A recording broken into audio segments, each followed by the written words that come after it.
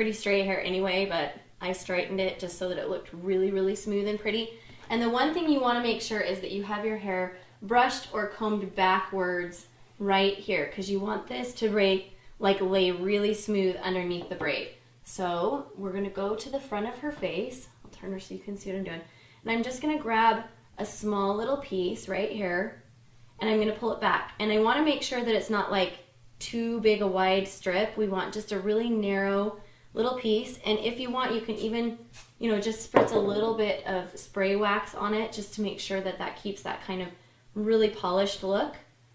And I'm going to grab one from each side. Can you hold this please for me for a second so I don't lose that one again. Same thing on this side, just grab a small piece. And just make sure you like the way it looks. And you're not going to pull the hair very tight at all. Spray that a little tiny bit. You don't have to add the wax. You can do it without. Okay, now on this left side, I'm actually going to grab 2 pieces because we have to have 3 strands to start our braid. So I'm going to go up here and find a second one. I'm going to take all 3 of them, and the trick here is to just make sure that you're doing it loose. Like you don't want to pull it so tight it's like this. You really want it to like drape and fall naturally on her head. Then I'm going to begin a stitch right here with the 3 pieces.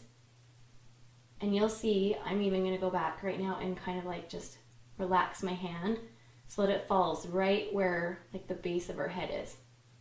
And then I'm going to come up here and grab another little tiny piece and pull it back and add it into the braid. Now we're just beginning our French braid. That's what we're doing. We're just adding in hair to form our French braid.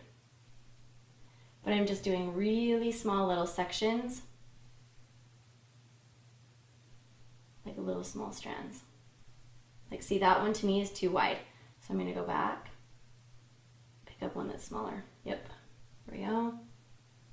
And same thing on this left side.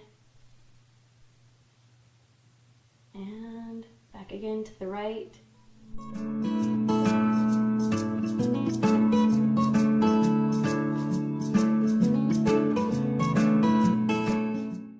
Okay, now when you get to where you feel like you've added enough pieces, then I'm just going to complete it using a regular braid all the way down. You can see that I've picked up small enough pieces that there's separation between the strands, and that's really what you want to see. That's what makes it look more like a mermaid braid and less like a regular French braid, and that's what you're really going for here. So it's really important that you just pick up very, very small pieces when you're doing this braid.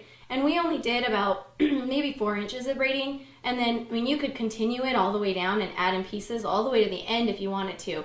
But I like how it just looks like it's just kind of like an accent halfway through, which is why I'm calling it the half mermaid braid.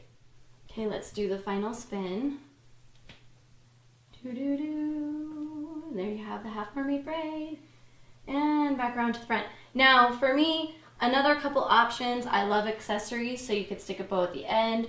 You could pop a bow just right at the end of the mermaid tail,